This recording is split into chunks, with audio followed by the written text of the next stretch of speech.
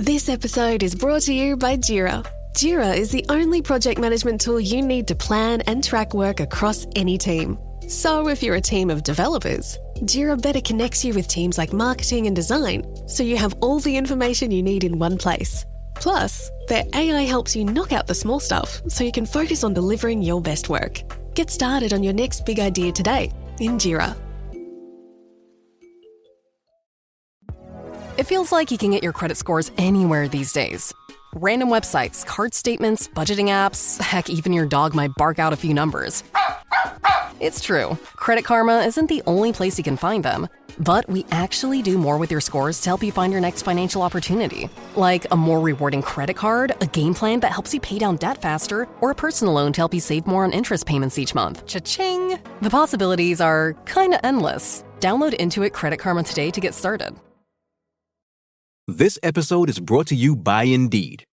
We're driven by the search for better, but when it comes to hiring, the best way to search for a candidate isn't to search at all. Don't search, match with Indeed. Use Indeed for scheduling, screening, and messaging so you can connect with candidates faster. Listeners of this show will get a $75 sponsored job credit to get your jobs more visibility at Indeed.com/MBO. Terms and conditions apply.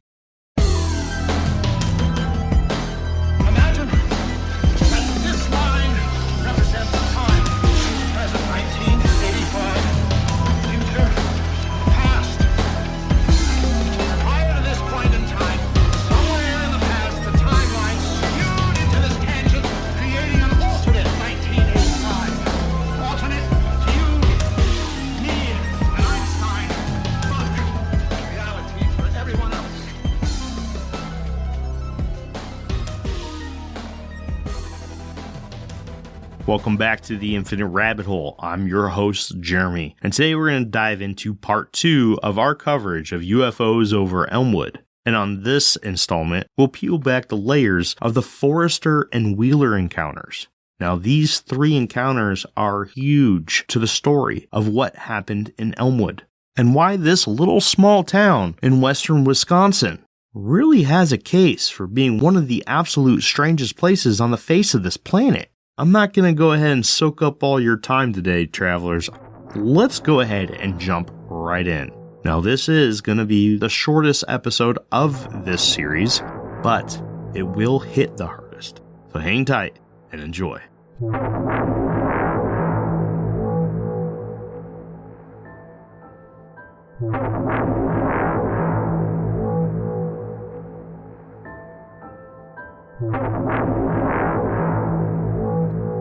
The Forster Encounter, March 2nd, 1975. An 8-month pregnant woman by the name of Carol Forster and her 3 children, ages 4, 5, and 8, were on their way home from a family lunch at Carol's mother's house in the town of Arkansas, Wisconsin, about 17 miles away. Everything seemed to be going just fine until they spotted what they thought was a very bright star in the sky on County Road P. But as they continued their drive, they realized that whatever it was much closer and seemed to be following them from a distance. Every turn Carol made, the star seemed to turn with them, and quickly closed the gap between itself and the Forester Chevy. With the realization that this was no star, she contemplated stopping at the closest farm to have someone else witness it, but ultimately decided against it and carried on towards her house. Carol Forster tells of her experience in the April 1989 edition of an Unknown magazine article by Steve Kaplan. Quote, "When I got about 3 miles from our farm, it was directly above us, and it was lower than any star I had ever seen in the sky. And then, a little past Mimi Weber's house, it was suddenly 1 or 2 car lengths ahead of me. The ship was so bright, it was like looking at a light bulb. It was blinking on and off. It was shaped like 2 cereal bowls tipped together, and there was a row of windows across the center. This understandably upset not only her, but also all 3 of the children in the car. Her oldest, Mary, who was in the front passenger seat and who was the first to notice the anomaly, as well as the younger 2 in the back. In response, Carol reversed away from whatever it was while Mary was yelling, 'Mom, it's coming at us.' Carol backed up all the way until she was able to reverse into the driveway of Mimi and Roger Weber. According to the May 24, 1989 edition of City Pages magazine, Carol and her children exited the car and approached the Weber house, where they were greeted by Roger, Mimi, and their 2 teenagers, John and Lori. Now, side note, author Howard Bloom describes this portion of the event much more thoroughly of the portion of when Carol and her children were driving under this craft for a bit. He mentions that the orange light that this craft was emitting engulfed the car, and Carol was frightened as it seemed to make her daughter Mary glow orange. He also mentions that Mary at one point opened the passenger side door and was ready to jump out before Carol grabbed her, and as a consequence drove their car off the road and onto a patch of ice and snow. Fortunately, nobody was harmed. But I wanted to add this little bit, as Bloom's book Out There was the only source that I found that mentions the Forster encounter in this way. Now, from the Weber's home, actually owned by Roger's mother, Miss Carl Weber at the time, they all could see the object moving just above the tree line, which obviously convinced Roger that this was a real situation. According to Noah Voss in his book UFO Wisconsin, Carol and Roger originally discussed the possibility that it was a satellite. Another side note, another detail that I only found in author Howard Bloom's book Out There was the name of the owner of the house that Carol approached being Jack Bayer rather than the Webers, where Blum described Roger as being Bayer's son.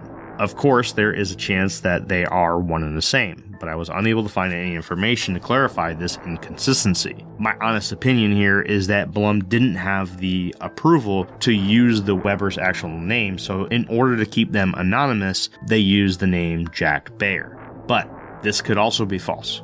Just wanted to throw that out there. I did have a ton of sources, including newspaper articles, magazine articles, a recording of a very, very popular show from 1988, which we'll discuss a little bit in part 3, that all said that this was Roger Weber, not Jack Bayer.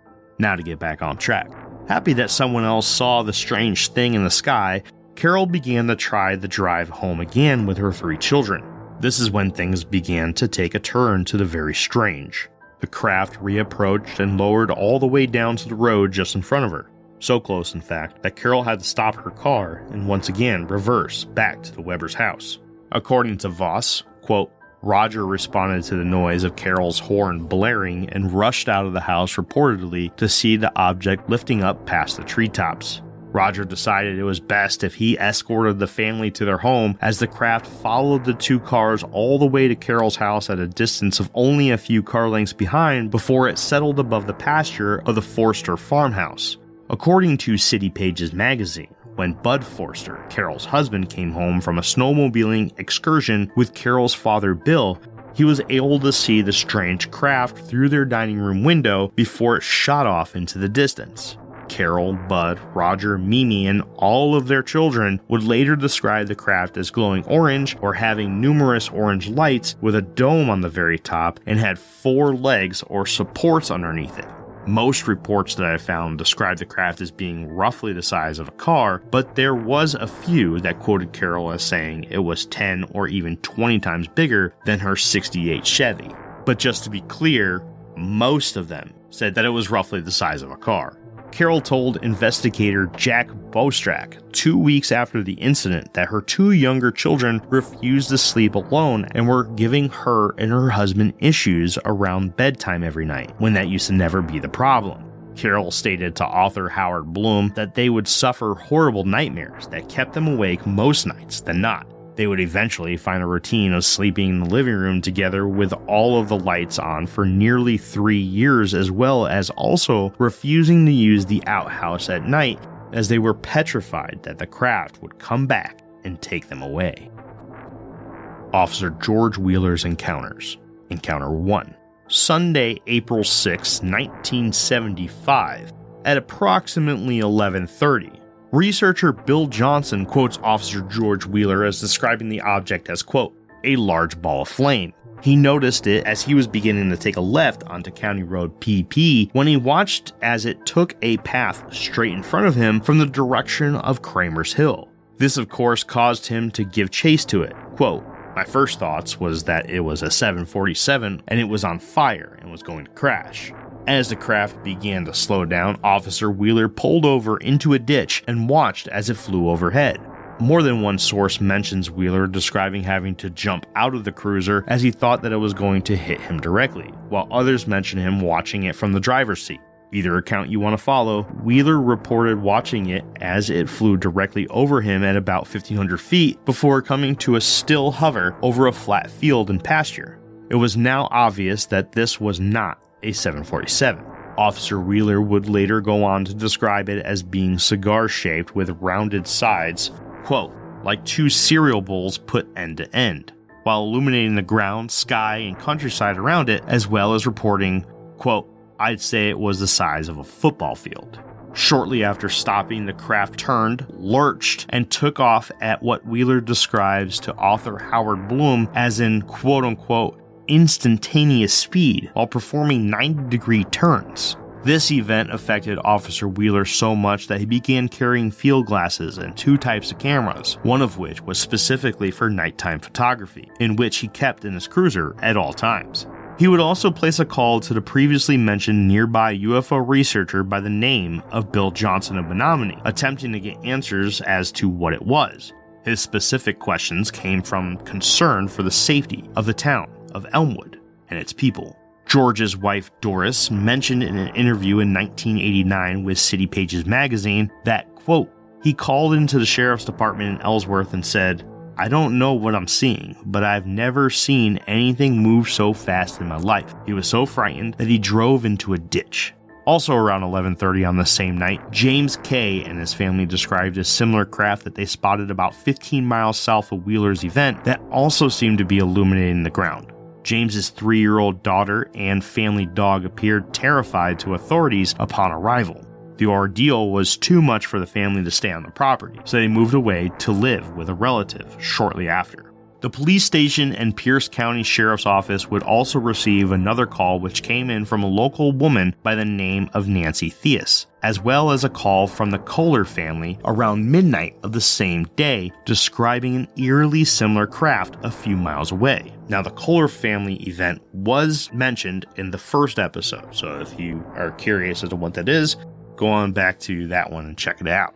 Theus made 2 calls to the police department that night. The first was to report a quote-unquote glowing UFO. A second call was made to report that the glowing craft she was watching was now accompanied by 3 similar objects. This addition was verified shortly after by at least 2 sheriff's department deputies that were nearby. By the time that the deputies arrived to talk with Theus, it was almost 1 a.m. There are 3 separate accounts describing the same thing by a police officer, at least 2 deputies, an entire family, and another woman. But it didn't stop there. Reports were also being filed describing the same from the nearby areas of Maiden Rock and Ellsworth. And as Voss mentions, the National Weather Service of the nearby Twin Cities of Minneapolis and St. Paul were unable to offer any clues as to what could have accounted for these sightings. I personally think it was safe to say that there was definitely something in the sky in and around Elmwood that night. Wheeler's second encounter. April 22nd, 1976, at 11 o'clock p.m. Officer George Wheeler would witness his second unidentified flying object. This time, it came as an orange glow which looked as if it was a fire that was described as coming from the area of Kramer's Quarry on Tuttle Hill in the book Wisconsin Legends and Lore by T. Krulos. As he approached, he watched as a silvery-colored craft hovered about 100 feet over the nearby alfalfa fields, which stood only about 500 feet from where he was. Quote, "My God, it's one of those UFOs again," Wheeler shouted over the radio to dispatch. This thing was big. Officer Wheeler describes it to dispatcher Gail Miley Helmer, who was also the police chief's wife at the time, as being, quote, about 250 feet wide and bigger than a 2-story house. And this time, he was able to watch a bit longer and better describe details such as an object that looked like a quote-unquote paddle wheel-like apparatus inside, which would later be thought of as a possible turbine of sorts. An orange light that was too bright to look directly at on top of the craft, a large black hose-like structure hanging from the bottom that he could not see the end of from his point of view, 6 bright blue lights or windows, a silvery or metallic skin with a large dome on top emitting that intense orange glow that was previously mentioned, and a few sources, such as the April 29, 1976 edition of the Argus that I found had quoted Wheeler as saying, quote, "I could see shadows as if something were moving inside of it." Dispatcher Gail Helmer attempted to reply to Officer Wheeler's report, but was unable to get him to answer. As a backup option, Helmer contacted Paul Fredrickson, an administrator from the local nursing home who also lived very close to the quarry on Tuttle Hill, to ask him to check and see if he could see anything about what was happening at the quarry. Side note, Paul Fredrickson was a part of 2 other encounters mentioned in the previous episode. Paul Fredrickson tells his story in the May 14, 1976 edition of an unknown newspaper by reporter and writer Tom Lawn. Quote, "I got up and looked out the window and saw this flaming orange object in the sky." Author Howard Bloom quotes Fredrickson describing the moment in his 1990 book, Out There. Quote, "I saw this flaming orange object in the sky. It resembled a bright orange half moon. I watched it for a full 10 seconds and went back to the phone. By the time I returned to the window with my wife, the object was gone." The whole time this is happening, Officer Wheeler's wife, Doris, is listening to the exchanges and failed contact attempts to her husband on the police scanner. So, she heads towards Tuttle Hill herself to check on George. Before she gets there, a farmer by the name of David Moots, who is driving their family's babysitter home when he sees Officer Wheeler's cruiser parked in the middle of County Road P with the driver's side door open. As he approached, he found Officer Wheeler unconscious, slumped, pale in the driver's seat, and difficult to bring back to consciousness. Once able to converse with Moots, Officer Wheeler claimed that he and his cruiser were struck, in which Moots questioned if the officer was hit by another car in a hit and run, but Wheeler agitatedly denied and stated that it was instead a blue ray of light that emanated from a UFO. At this point, both his wife Doris and the officer that Wheeler was covering for that night, Police Chief Gene Helmer, approached after hearing everything over the police scanners. Doris and Gene brought George to the home of Dr. Frank Springer to be evaluated and was given medication for his excitement and what I could only believe was anxiety and stress before heading home for the night. Dr. Springer told author Howard Bloom that he had been the Wheelers' doctor for many years and never knew George to act in such a way. Quote, "He was deeply disturbed and highly nervous." Once home, Police Chief Helmer stopped by to interview Wheeler, which turned into a nearly 90-minute conversation. But that wouldn't be the end of their night, as George was unable to get any sleep and was extremely stressed about what he had endured. This led Doris to call Dr. Springer again, who gave his recommendation to get him to a hospital. It was roughly 1:30 a.m. when the ambulance showed up to take Officer George Wheeler to the Memorial Hospital in the nearby town of Menominee, which just happens to be the town that I call home now. He would end up staying 3 days so that they could monitor his heart and an overwhelming fear of being alone. But shortly after being released, he would be hospitalized again by Dr. Springer's recommendation at the then teaching hospital in the nearby city of Eau Claire for severe headaches and horrible nightmares, as well as some pain in his arms and legs. This time staying for another 11 days, but would leave the hospital unhappy as the doctors were unable to determine anything wrong with him, even though he heavily believed that he was suffering from radiation poisoning. This encounter would no longer leave him wanting another experience with an unknown flying object in the sky, as he was severely worried about radiation and was quoted as saying, quote, "I don't know what I saw, but all I know is that I don't want that experience repeated ever again." In an undated article of the Eau Claire Leader Telegraph, then Police Chief Gene Helmer stated that he has seen Wheeler in, quote, "all kinds of conditions related to police work, and I've never seen him shaken like he was that night." After the event, the police cruiser would no longer start, even though new spark plugs and points were installed a week prior to the incident. But as they would soon find out, not only would it need practically an entire new ignition system, but all the spark plugs were cracked or broken. The St. Paul Pioneer Press posted an article on April 10, 1987, which interviewed the unnamed mechanic who worked on the car after the event. Quote, "It was burnt out. I mean, not just burnt out, it was melted together in a big lump. I wish I would have kept it. The cruiser ended up needing the newly installed plugs and points replaced before it saw its return to service with the department. Other than Officer Wheeler and Paul Fredrickson, there were a few others that reported seeing a strange orange light in the sky around the same time, as well as many who reported television interference and their dogs acting strange around 11 p.m. that night. One such person was the owner of the quarry who lived close by, Mr. O. Although Mr. O didn't see anything in the sky or even notice anything in relation to the events involving Officer Wheeler, he did report that his TV stopped working just after 11 p.m. But the most intriguing report came from a Mrs. Miles Borgland, who was interrupted while watching TV by her cuckoo clock and television shutting off around 11 p.m. As Voss mentioned, she was fiddling with the controls trying to get it to work again when the room was suddenly engulfed in an orange light coming from outside. She went to the window and witnessed a large quote-unquote bright orange moon-shaped object hovering over Tuttle Hill for what she describes as a few minutes before it flew off and her clock and TV began to work again.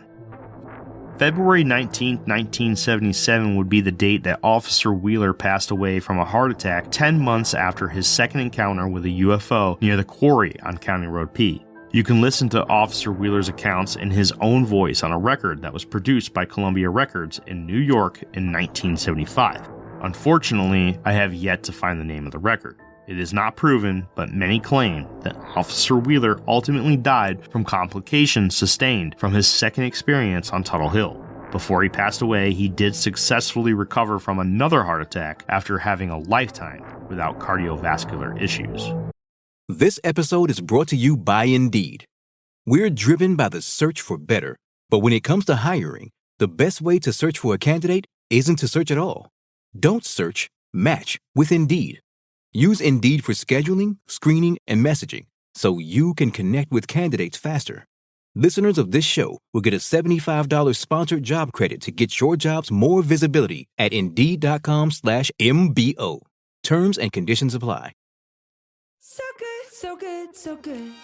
Just in and so good. Thousands of winter deals are at Nordstrom Rack stores now. And that means thousands of fresh reasons to rack. Because we get the latest trends for way less. I've been looking for these. The best deals go fast. Save big with up to 60% off Sam Edelman, Sorel, Free People, Kohan, and more cold weather finds. Great brands, great prices. That's why you rack. Starbucks Iced Apple Crisp Oat Milk Shaken Espresso. Made with blonde espresso, creamy oat milk, and spiced apple flavors. It's an icy crisp sip you can enjoy all autumn long. Order ahead on the Starbucks app.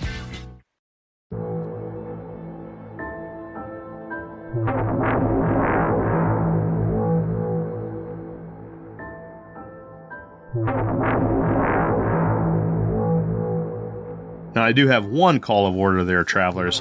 If you happen to know the name of that record, please pass it along. I do want to get that because I really would love to hear George's story from his own voice. It would be absolutely phenomenal, and I would cherish that with every being of my heart. Trust me, that would be something that I would lock that away. That would be something that I would find absolutely precious. But what did you guys think of the Forster and Wheeler encounters? They're pretty awesome, aren't they? And the simple fact that every one of these encounters had other people who witnessed them is just simply amazing. These three encounters are incredible, absolutely mind-blowing. Now, Wheeler was an old pilot in the Army and also spent a very long time in the New York State Highway Patrol. So due to his time as an Army pilot, he would have known a thing or two about what is in the sky. Now, another thing that I did not mention is that Doris, his wife, did many interviews after her husband's death, and she explained very vividly that Officer George Wheeler, before he saw the first UFO, thought that UFOs were not real. He was an avid denier of the UFO phenomenon, hated it, absolutely despised it. He believed that people who believed in such things were crazy. But he changed his mind, potentially, at the cost of his life. So that's it, travelers. That's it for the second installment in the Elmwood series. please let me know what you think. Next week, we wrap this up with some just absolutely incredible details about Elmwood, about a Mr. Tom Weber who almost got a $50 million UFO landing pad to be built in Elmwood, about all of the recognition that the little town in West Wisconsin gained from these encounters and Tom Weber. And then we're going to wrap it all up with a little bit of information about the festival known as UFO Days, which yours truly, as well as Jake and Jeff, my co-host here in the Infinite Rabbit Hole, will be at live for all of you to come and see our very first public outing. And I'm incredibly excited. So please, travelers, if you happen to be in Elmwood or around Elmwood during the last full weekend of July this year, stop on by the Infinite Rabbit Hole booth. And if you can tell me what the title is of episode 100 of the Infinite Rabbit Hole, I'll get you some stickers. All the adults in your group will get a sticker, and all the kids in your group will get some cool temporary tattoos of the Infinite Rabbit Hole logo. So come see us, travelers. We're looking forward to it. And until next time, I'll see you right back here in this path of the Infinite Rabbit Hole. Bye. I would like to thank you once again for tuning into the Infinite Rabbit Hole podcast. Please make sure to give us a follow and one of those beautiful 5-star ratings on your podcast player of choice. If you would like to join the conversation and stay up to date on all things Infinite Rabbit Hole, head on over to Facebook and search for the Infinite Rabbit Hole Facebook group. You'll know it's us when you see the logo. If you would like to help contribute to the cause, there are a few ways to do so.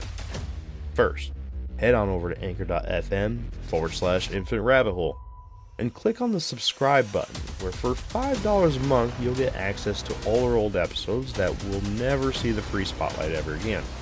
It's horrible stuff, but if you're into that kind of thing, then go check it out.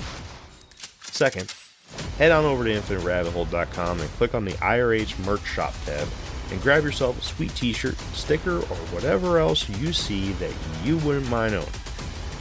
Until next time, travelers, I'm Jeremy, and I'll see you at the next fork in the path of the Infinite Rabbit Hole. Bye.